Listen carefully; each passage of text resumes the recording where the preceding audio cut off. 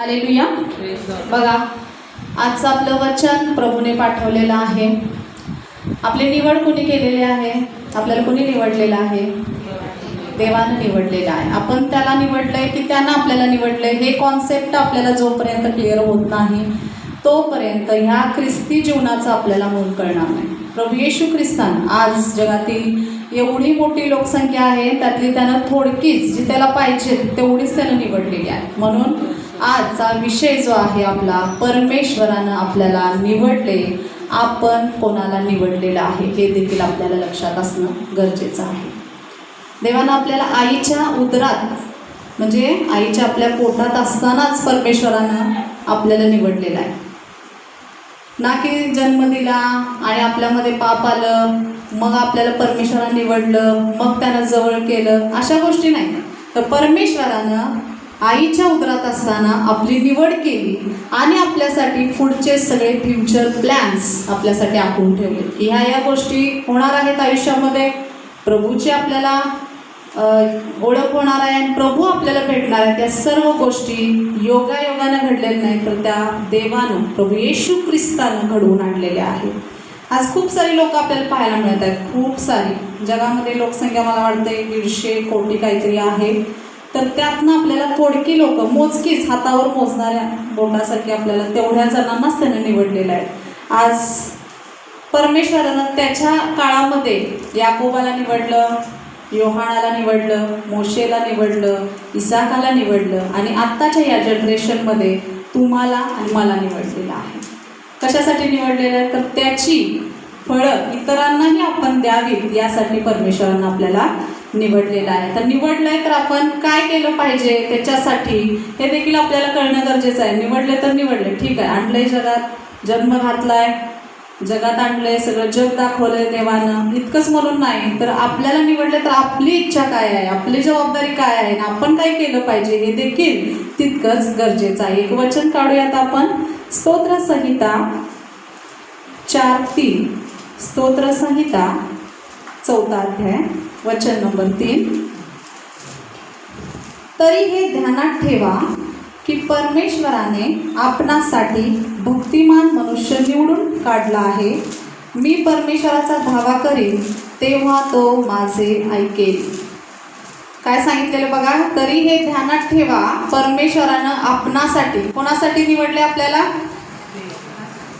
जगामध्ये उगाच लोकसंख्या वाढण्यासाठी निवडले का? जगात आणले का? त्याच्यासाठी निवडले का? तर भक्तिमान मनुष्य निवडून काढलेले आहे. आपण कसे आहोत आता? ख्रिस्ती जीवनात आहे म्हटलं भक्तिमान आहे, परमेश्वराचं ऐकणारं, त्याच्यासारखं वागणारं, त्याच्यासारखं बोलणारं आणि या सर्व गोष्टी करणारं. तर परमेश्वर म्हणत आहे की मी असा मनुष्य निवडून काढलेला आहे, मी परमेश्वराचा धावा करेन तेव्हा तो माझा ऐकेल. आज प्रत्येकाच्या जीवनात तुम्ही धावा करताय, कोणाचा करताय? शेजाऱ्यांचा करताय का? काही पण अडचण आली तर या किंवा असं म्हणून आपण प्रत्येक वेळेला काही जरी प्रॉब्लेम आला की लगेच परमेश्वराचं नाव, लगेच ते संकट येणार आहे त्यावेळेला आपण परमेश्वराला लगेच सांगून ठेवतो, आता मी जाणार आहे त्या ठिकाणी, ही अडचण येणार आहे, परमेश्वरा तू त्या ठिकाणी ये, त्या ठिकाणी कार्य कर, त्या व्यक्तीची काळजी घे, तू त्याला सामर्थ्यानं भर, त्याच्या मुखाकंठाला बंद कर. आपण लगेच देवाला त्याचं नाव दाखवून, बोट दाखवून आपण शांत बसवतो. म्हणजेच मला या ठिकाणी सांगायचं आहे की जगामध्ये 2 प्रकारची लोक आहेत. आपल्यासारखी जी देवाला जाणणारी आणि दुसरी जी सैतानाचं कार्य करणारी, की सैतानाला जाणणारी किंवा सैतानाची जी कार्य करणारी, जो कसं तो म्हणतोय त्याप्रमाणे चालणारी. आज तो म्हणत आहे चला पापाकडे, तर तिकडे जाणारी लोक, मूर्तीपूजा करणारी लोक. आणि आज जी जगिक जीवनामधनं 2 प्रकारच्या लोकांमध्ये आपल्याला परमेश्वराने निवडलेलं आहे, त्याचं कार्य करण्यासाठी निवडलेलं आहे. आता एका झाडावरूनच आपण परीक्षा करूयात की एखाद्या झाडाचं फळ असेल तर आपण लगेच म्हणतो की बाबा हा हे आंबा आहे, आंब्याच्या झाडाचं फळ आहे, ते चांगलं आहे, असं आहे, तसं ह्या जातीचं आहे, त्या जातीचं आहे, किंवा अशा प्रकारची फळं देते, चांगलं आहे, असं आपण लगेच सांगतो. तसंच आज आपण कुणाच्या झाडाची फळं आहोत? प्रभू येशू ख्रिस्ताच्या झाडाची फळं आहोत. तर जगामध्ये वावरत असताना आपल्याकडून आणखीन फळं उत्पन्न होण्यासाठी आपल्यामध्येही ती नीतिमत्ता, ते नीतिमान, सगळ्या गोष्टी आपल्यामध्ये जसा परमेश्वर आहे तसं असणं देखील तितकंच गरजेचं आहे. आज आपलं बिहेवियर म्हणजे आपला स्वभाव परमेश्वरासारखा आहे का? हा स्वतःला आपण प्रश्न विचारला पाहिजे. तो कसा आहे?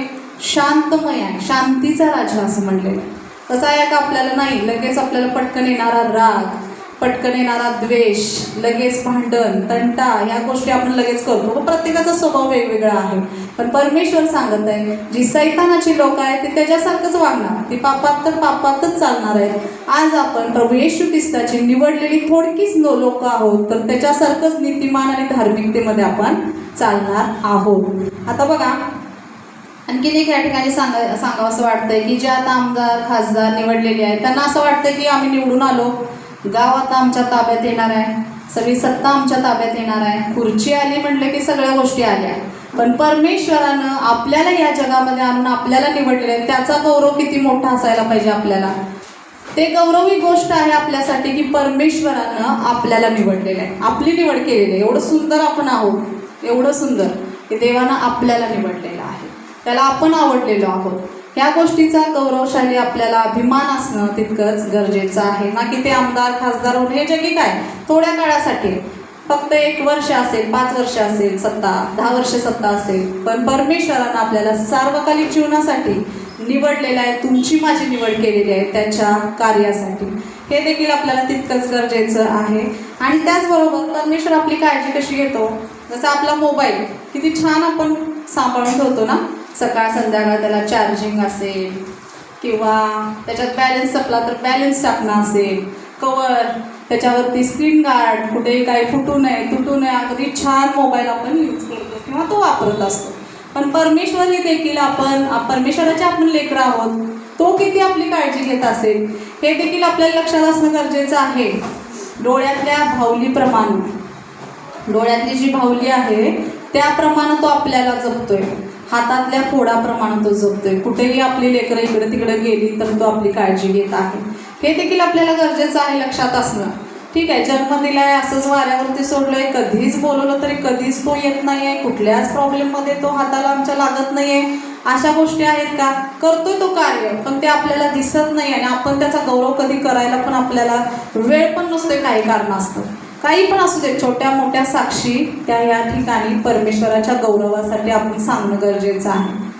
नसली साक्ष एक इथं येऊन आठवड्यावर मला सांभाळलं, देवानं काळजी घेतली, ही देखील देवाच्या गौरवासाठी साक्ष आहे. अनेकांना आजचा दिवस बघायला मिळालेला नाही, पण परमेश्वर आपली नेहमी काळजी करत असतो.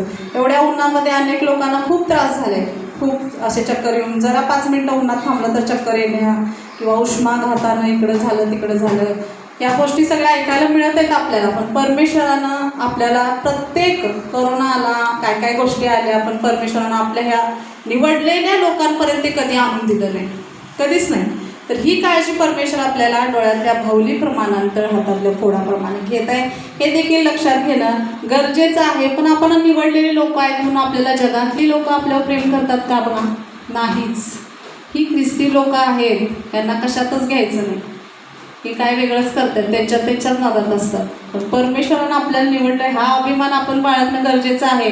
हा, तो बोलत नाही आहे, तो तिरस्कार करतोय, त्यानं टाकून दिलंय, त्यानं बोलतच नाही आहेत, ह्या गोष्टी आपण न मनामध्ये घेता तो गौरवशाली राजा, राजांचा राजा, महान येशू त्यानं आपल्याला निवडलंय, ही गोष्ट आपल्यासाठी गौरवाची असणं आणि अभिमानाची असणं तितकंच गरजेचं आहे. कारण आपण कसे आहोत? निवडक आहोत, निवडलेले आहोत. तांदूळ निवडताय सगळेजण, त्या आणताय तसंच टाकताय.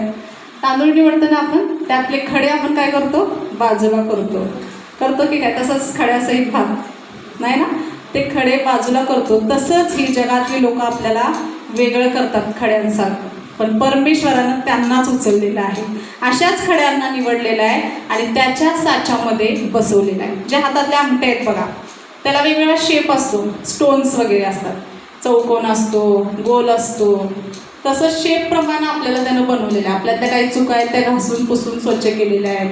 आपण वेगळ्या शेपचं होतो, आपल्याला त्यानं चांगलं शेपमध्ये आणलेलं आहे. आपण वेगळं काहीतरी वेडवाकडं बोलत होतो, कुणालाही तिरस्कारानं द्वेषानं बोलत होतो, ते सगळं सोडून त्यानं केलेलं आपल्याला त्याच्या साच्यात आपल्याला बसवलेलं आहे, हे आपल्याला लक्षात घेणं गरजेचं आहे. आज परमेश्वर सांगत आहे की जगातली लोक तिरस्कार करतायत, करू दे, नका लक्ष देऊ, मी तुमच्यासोबत आहे.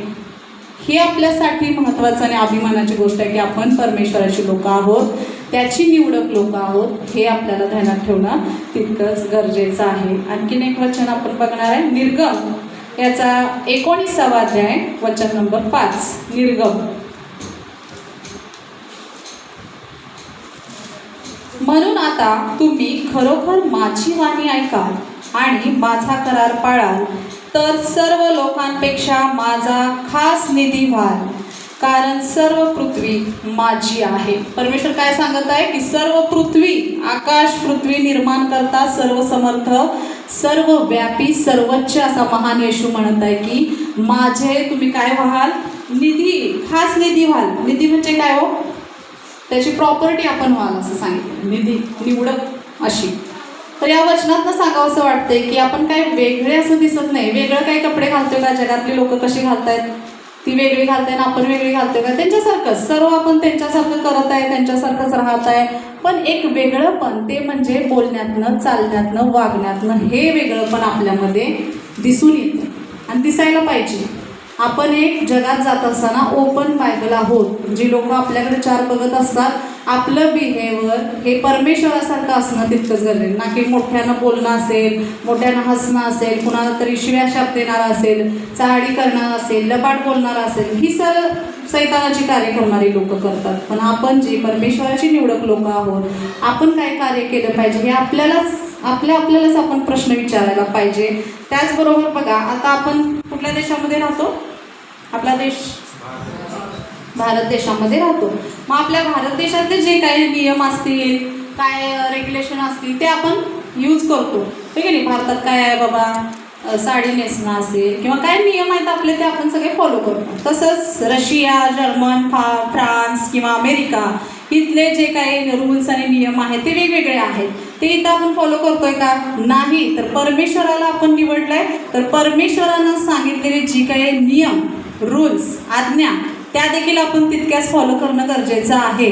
आज आपण देवाला निवडले. कोणाला आपला कोण आहे, परमेश्वर, प्रभू येशू ख्रिस्ता. त्यानं काय काय नियम सांगितलेले आहेत, त्या आज्ञा काय काय आहेत ते आपण देखील पाळणं, त्याचं आपण लेकरं आहे म्हटलं तर पाळायला तर पाहिजेच, हो की नाही. आता प्रत्येक देशाच्या नियम आणि रूल्स वेगवेगळे आहेत. आता लांबचंच उदाहरण सांगायला नको तर कालच दादा लंडनवरून आला होता आम्हालाच भेटायला, आता मे महिन्यात. आता लंडनला त्याचं पोस्टिंग झालेलं आहे आणि तिथलं सगळं सांगत होता ते की असं आहे, तिथं तसं आहे. घरामध्ये जरी असलं तरी मोठ्यानं बोलायचं नाही, पती पत्नी मुलांच्या समोर मोठ्यानं ओरडून बोलायचं नाही किंवा मुलांच्यावरती रागवायचं नाही. आता ह्याच्यात मॉलमध्ये वगैरे आपण जातो, डी मार्टला वगैरे, तर त्या ठिकाणी बिलिंगसाठी गर्दी आपली असते, लाईन लागलेली असते. पण तिथं लंडनला तसं नाही आहे. आता इथं बिलिंगच्या इथे एखादा व्यक्ती उभारलेला आहे, त्याचं पूर्ण बिल होऊपर्यंत तो त्या ठिकाणी दाराच्या ठिकाणी एवढं डिस्टन्स ठेवायचं, त्याचं बिल होत नाही तोपर्यंत त्यानं इथं यायचं नाही, असे रूल्स आहेत.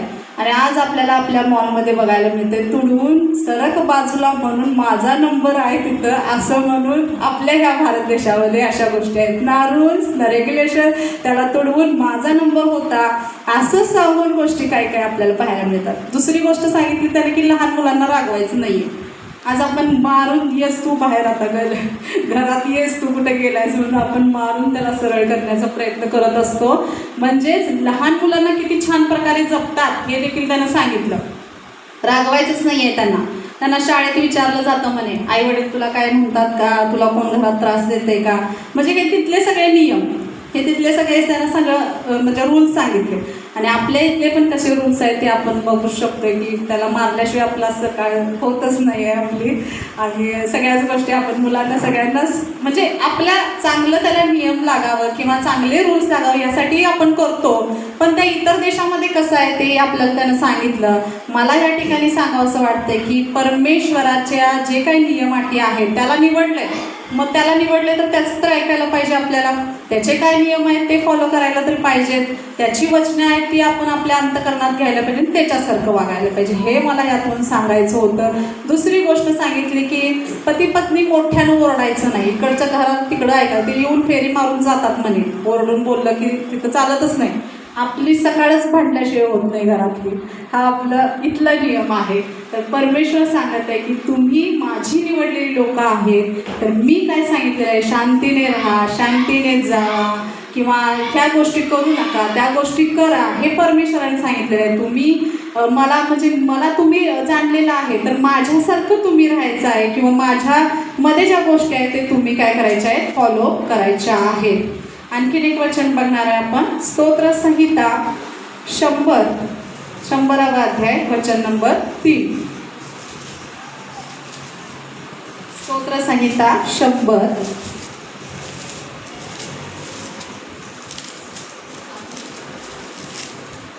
परमेश्वर हा देव आहे हे जाणा, त्यानेच आम्हाला उत्पन्न केले, आम्ही त्याचेच आहोत, आम्ही त्याची प्रजा, त्याच्या पूर्णातील कळप आहोत. येस, आमेन. सुंदर वचन आहे की गाणं तुम्हाला माहित आहे, येशू माझा मेंढपाळ आहे की नाही गाणं.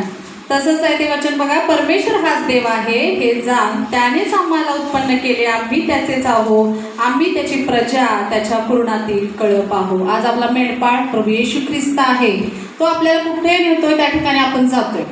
कुठेही आपल्याला नेत असेल, इथं थांबा, इथं थांबायचं आहे आपल्याला, तिकडे चला, तिकडे जायचं आहे. तो जसं आपल्याला कळपातून घेऊन जातोय त्या ठिकाणी आपण बघितलं. आता मेंढरं चालणारी जी लोक असतील ती ज्या ठिकाणी थांबतात तिथंच ती थांबतात ना, इकडे तिकडं. जरा जरी एखादं पाठीमागं थांबलं तर ते परत पळत जाऊन त्या कळपामध्ये जाते. तसंच परमेश्वरानं आपल्याला निवडलेलं आहे, त्या कळपातलं त्यानं केलेलं आहे आणि तो आपला मेंढपाळ आहे. जिथं चला म्हणेल, जिथं थांबेल, जिथं बसेल, जिथं नेईल त्या ठिकाणी आपल्याला जायचं आहे. आणि त्यामुळं तो म्हणत आहे की परमेश्वर हाच देव आहे आणि हे जाण त्यानेच आम्हाला उत्पन्न केले आहे, आम्ही त्याचेच आहो, आम्ही त्याची प्रजा आणि त्याच्या पूर्णातील कळप आहो. आज सैतानाची लेकरं आहे, तिचं सैतानासारखंच वागणार आहे.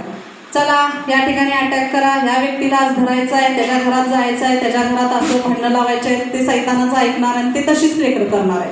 आज आपण परमेश्वराची लेकरं आहोत, ह्या घरात जायचं आहे, ह्या देवाचं वचन सांगायचं आहे, देवाची लेकरं तिथं तयार करायची आहेत, त्यांनाही निवडक असं बनवायचं आहे, त्यांनाही तारण प्राप्ती द्यायची आहे. आज आपण हे कार्य निवडक लोक म्हणून आपण हे करणार आहे. सैतानाची कार्य करणार ते आहे, चला या घरात जाऊन भांडण लावायचं आहे, तिकडं यांची मोडतोड करायची आहे, तेच करायचं आहे. म्हणून हा डिफरन्स आपल्याला लक्षात असणं गरजेचं आहे की निवडलेली लोक आणि न निवडलेली लोक हे देखील आपल्याला समजणं गरजेचं आहे. आणखीन एक वचन बघूयात आपण. यशया 30:21. हाच मार्ग आहे, याने चला अशी वाणी तुमच्या मागून कानी पडेल, मग तुम्हाला उजवीकडे जावयाचं असो किंवा डावीकडे जावयाचं असो. बघा काय सांगितलेलं या जीवनामध्ये, आपण या मार्गामध्ये जीवनाच्या चालत असताना परमेश्वराची वाणी म्हणजे तो काय सांगत आहे काय नाही हे देखील आपल्याला ऐकणं गरजेचं आहे. आपल्याला कुठेही जायचं असलं, आपलं मन खूप म्हणतंय नको डावीकडेच चल, उजवीकडेच चल, पण परमेश्वर आपल्याला नेहमी वाणी म्हणजे तो सांगत असतो की या गोष्टी करू नकोस, या गोष्टी कर. आज आपल्या प्रत्येकाच्या मोबाईलमध्ये एक GPS ऑप्शन आहे, जिथं आपल्याला जायचं आहे तो मार्ग दाखवत असते बघा. गुगल मॅपवर आपल्याला एखाद्या ठिकाणी जायचं असेल, तिथला ॲड्रेस आपल्याला माहिती नसतो, मग आपण काय करतो, गुगल मॅपवर बघतो. मग ते सगळं गुगलमध्ये ती मॅडम सांगत असते, राईट जाओ, लेफ्ट जाओ, इधर जाओ, उधर जाओ, असं करा, तिथं शाळा आहे, पुढं वळण आहे, तिथं थांबा, मग डावीकडून उजवीकडे जावा, हे आपल्याला ते GPS सांगत असतं. आज परमेश्वर प्रभू येशू ख्रिस्त आपला GPS सारखा आहे. म्हणजेच काय, आपल्याला वळण दाखवणार आहे आणि वळण लावणारा देखील आहे.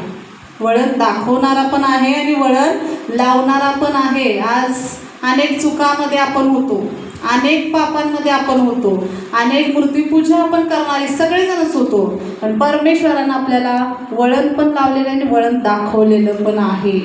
आज प्रत्येक वेळेला तो चुकू नकोस किंवा ह्या मार्गावर जाऊ नकोस. आणि जरीच एखाद्या वेळेला आपला GPS जरी चुकला, मार्ग आपण बदलला आणि वेगळ्या मार्गाला डावीकडे जायचं असेल, आपण उजवीकडे गेलो, तर तिथूनही परत येण्याचा मार्ग देखील परमेश्वरानं आपल्याला काय केलेला आहे, कुठला मार्ग दिलेला आहे. शेवट चुकलो तर आपण काय केलेलं आहे, चुकल्यानंतर आपल्याला एक B ऑप्शन देवानं दिला आहे. कुठला